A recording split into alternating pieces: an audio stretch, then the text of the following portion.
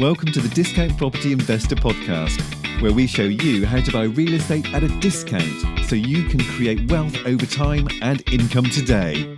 Our mission is to share what we have learned from the experience of others and help you make more money investing like a pro. We want to teach you how to create wealth by investing in real estate, the Discount Property Investor way. Thanks for tuning in.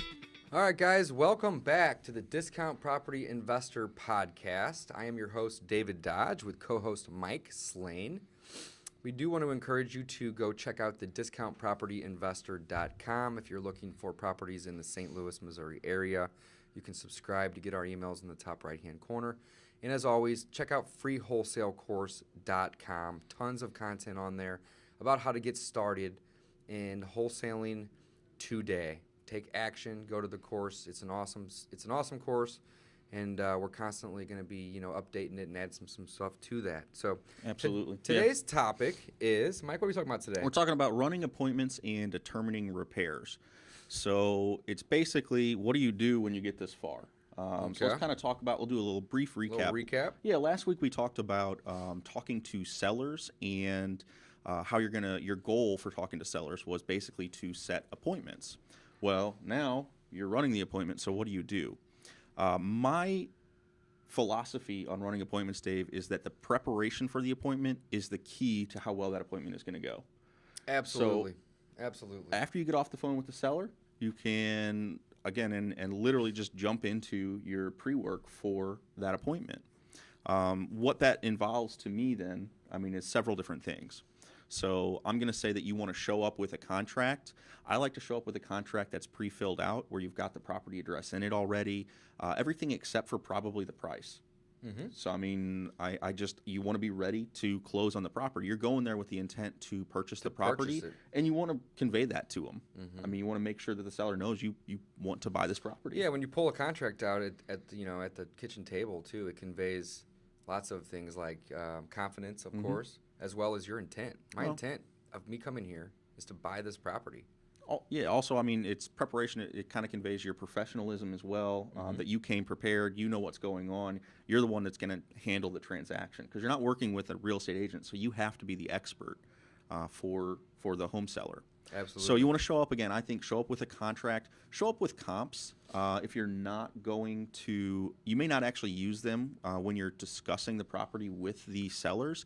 If you're already at a price that works for you, if they, there's a lot of reasons. You may or may not need them, but the point is run your comps so that you know what you're able to pay for that property. That's one of the reasons why you're going to go with a contract. You have to know what you're going to pay for it.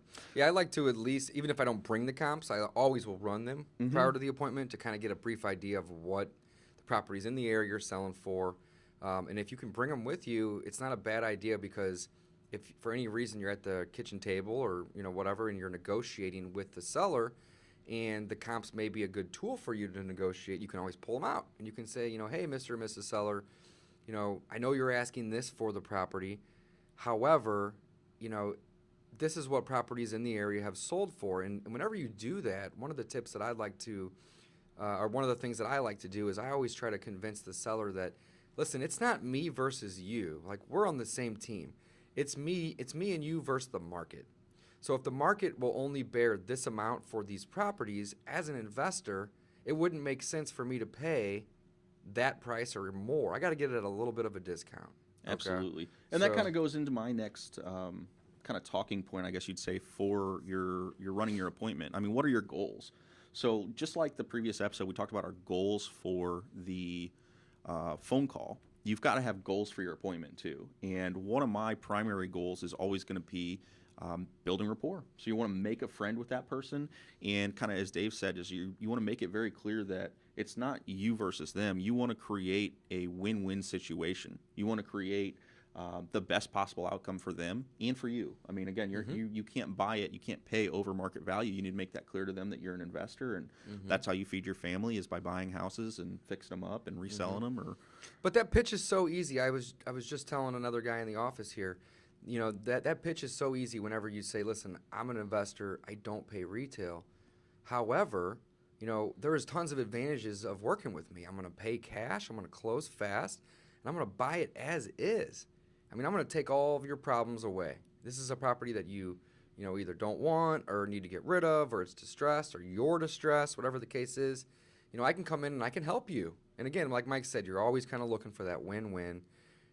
Obviously, the lower price that you get the property for, the more money you can make on it. But at the end of the day, you are truly helping somebody that's in need of selling or moving their property, and you're going to be the buyer. Absolutely. Absolutely. So then your goals for the podcast. I mean, your goals for the appointment. There's you want to make a friend, build rapport, make sure you guys are kind of getting on the same page. And then I mentioned earlier, there's a reason that you don't necessarily fill out the price ahead of time, and that is because you don't necessarily know what you're going to be able to pay for the property. Right. Just because someone told you that the property is in good shape, their opinion of good shape is very different than maybe what the comp sold for. So we're going to have to determine repairs. Absolutely. That's, I think. So let's recap just real quick. So you've done your marketing. People have called. These motivated sellers have called you. You've answered the calls. You have talked with them. You found somebody that has a high level of motivation. Hopefully you built a little rapport with them on the phone, and then you set the appointment. So at this point, you've gone out. You've met with the property owner or seller. You've built some rapport. And at this point, you are going to start determining the repair costs. So then at the end of your appointment, you can make them an offer. Okay? So just like Mike was saying, definitely you want to build a little bit of rapport. Let these people know that you're there to help them. You don't want to go in with the mindset of, I'm going to go make 10 grand on this deal. Hopefully you do. But the mindset is, I'm going to buy this property. I want to help you, fix whatever problem you have. Right? Yeah. I mean, and Dave is really good at being, it is very genuine. I can talk for days, so it's easy for me to build rapport. I'll just keep talking. You want to be very, very genuine with them. So great. Yeah. So once you're there and you build a little bit of rapport, now you need to determine repairs. So on that call, whenever you set the appointment, hopefully you ask the seller, tell me a little bit about the property. Have there been any updates?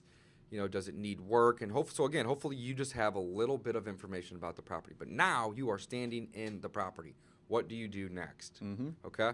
Personally, I like to walk the perimeter of the outside of the property first, and just get a good idea of the outside condition. So whenever I'm walking the property, I'm just kind of noticing, is the outside, is it brick? Is it siding?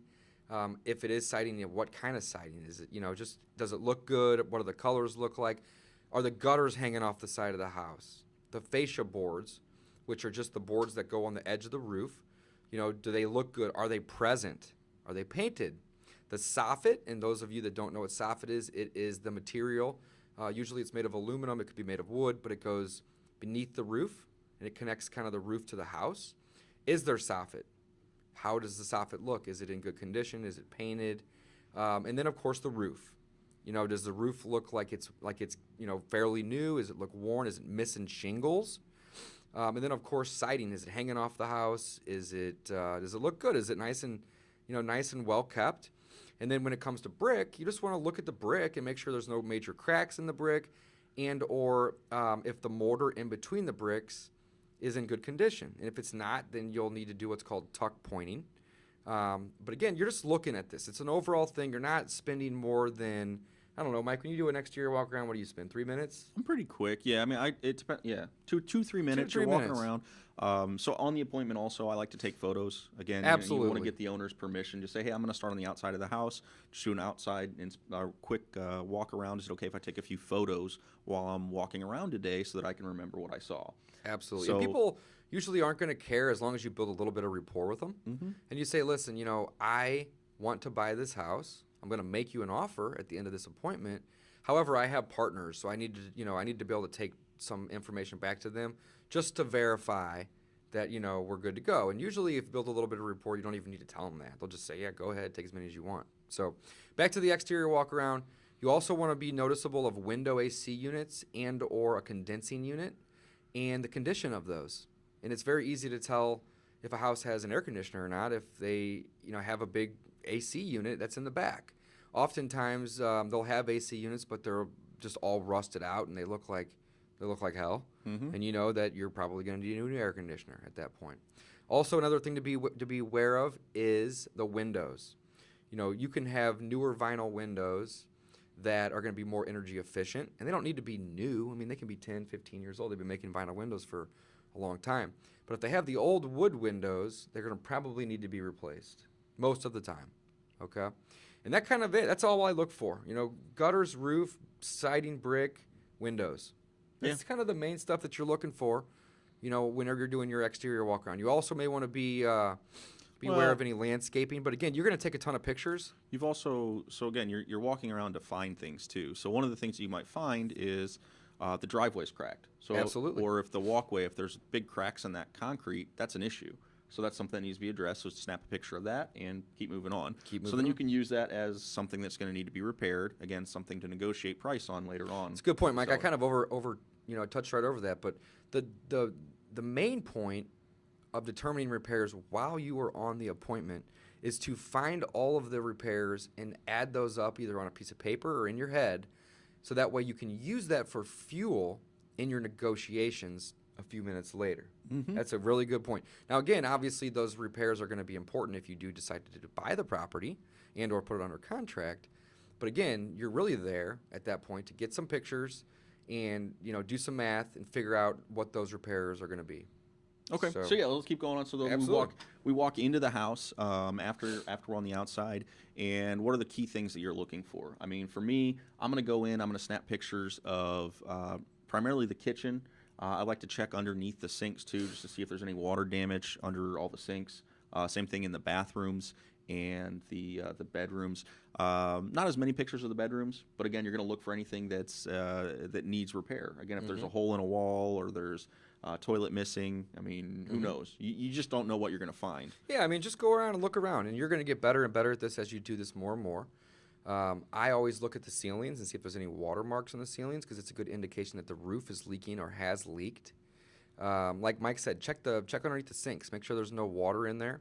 When you go down to the basement, assuming it has a basement, you want to get some pictures of all the mechanicals. You want to get a picture of the HVAC. You want to get a picture of the water heater. You want to go over and take a look at the electrical box and make sure that it's got newer wires. If it doesn't, not a big deal, but that's just more negotiating power for you when you're going to buy this house. Right. And as you progress as an investor, or you're going to learn more and more about properties, and you'll pick it up as you go. Absolutely. So I mean, don't worry about knowing everything on your first couple of appointments, or even I still learn new stuff. I mean, it's you're always going to be learning stuff. So don't worry about. So we actually dive into this in a lot more depth in the Discount Property University, which is our paid course, and we have tons of different sheets in there about how to easily go through a property and determine what the repair costs are. So if you're interested in that, check it out on the website. freewholesalecourse.com has a link to the paid course. But again, you're just going to go around and just kind of take pictures and look at what you have to repair in the event that you bought it. And then again, use that for negotiation. So a couple more things real quick before we wrap the inside of it up is when I'm in the basement, look for water. Look for water stains. Look for water residue. And that's a great indicator of if the basement leaks or not. Or if it smells like mold. If it smells like mold, then there's probably mold there. Yeah. Absolutely. Yeah. So we're walking through. We've kind of determined, okay, this house needs a few things. So then in your head, you kind of figure up an idea. I mean, you just come up with an idea of what you're going to need to repair. So then when you have your ARV or your comps, you can subtract that off of your offer price and subtract off your profit on top of that, and that gives you your offer. So that's basically where you want to kind of begin your negotiations at, or end up at your negotiations. Yeah, really, that's where you want to end up. Not begin. Yeah, absolutely. So we're going to use some really round, easy numbers for everybody to understand.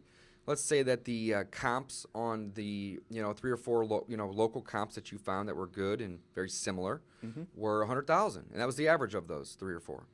And you walk around the property and you determine that you have 10,000 in repairs. It needs some windows, maybe it needs some paint, and maybe it needs a new plumbing stack. Maybe somewhere in that range. Okay, so let's say you're at 10,000, and you think this is a really great area.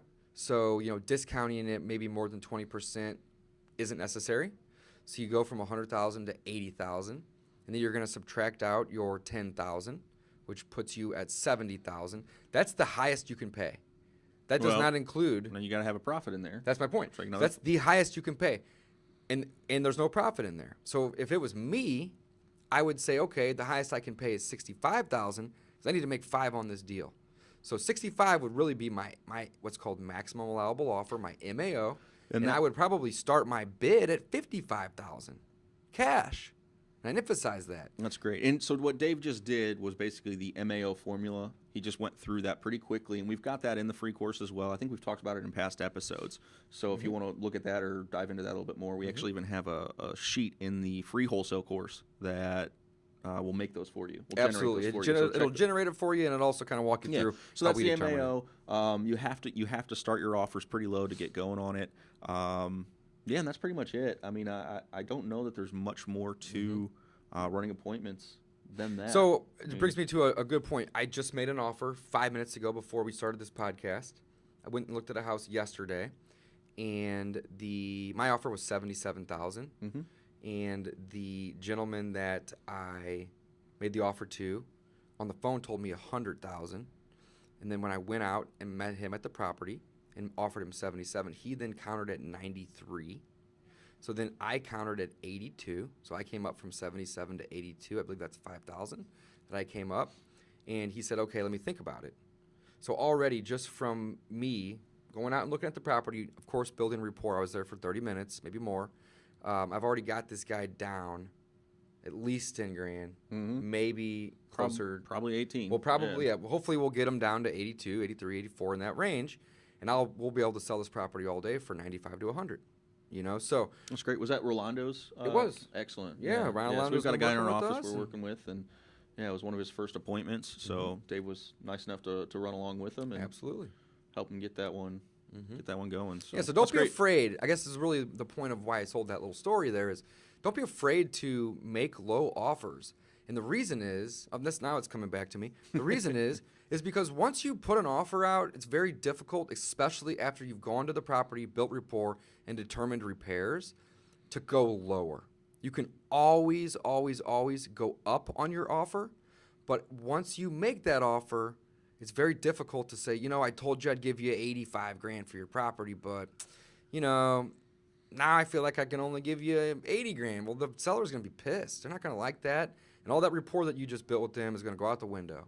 So always start low. Start at 55 with our previous scenario. And if they say, okay, well, I need to get at least $66,000 because I owe the bank $66,000. Well, guess what? Your MAO was, what did we determine the MAO was? I don't remember which property you're talking about. I think it was, we started at 100. We backed it down to 80. And we took 10 off, so we were at 65. 70.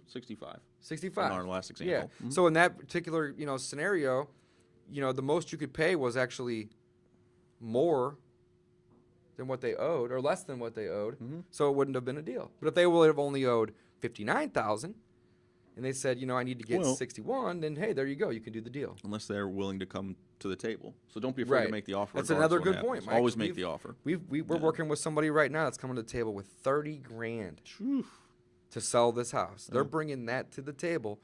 But at the end of the day, they're happy to not have to deal with the taxes anymore and the trouble and the liability. Again, you're helping them out. They're and I'm just trying to reiterate what you said. You never know. Yeah, you just but start low with the offers. That's the main point that I'm trying to make here. Great. So, well, guys, thanks for checking out the podcast. We hope you learned a little bit about running appointments and determining repairs. Don't overthink it. Get out there, do some marketing, set some appointments, walk through the properties. You will get better at determining repairs with every single property that you visit. Don't be overwhelmed with it. Just get out there. Oftentimes, if you build enough rapport with people, they'll tell you what they need to get for the property or what they owe for it. And then determining repairs is kind of irrelevant. Can I do this for what they owe? Yes or no? So, yeah, that's a great point. Just be active, guys. Get out there and do it. You're never going to do deals if you are. I think our action item for this week would be set an appointment. If you've got some marketing going and you've been talking to sellers, if you haven't run an appointment, you need to. So set an appointment this week to get started, again, in wholesaling. If you haven't done anything, check out the freewholesalecourse.com, or to view all of our deals, check out the discountpropertyinvestor.com. And contact us, David at discountpropertyinvestor.com, Mike at discountpropertyinvestor.com. We'd love to hear from you. And if you have any questions, send them over, guys. We're more than happy to help you out. All right, Dave, let's lead them out with a quote, buddy. A quote? Let's do it. The best preparation for tomorrow is doing your best today. Thanks for listening, guys. Thanks, guys. Thanks for listening to the Discount Property Investor Podcast. If you enjoyed this episode, please like, share, and subscribe to help us reach a wider audience. We would also appreciate it if you left us a review on iTunes or Stitcher. Thanks in advance for your support. And remember, you make your money when you buy and get paid when you sell. Now let's go build some wealth.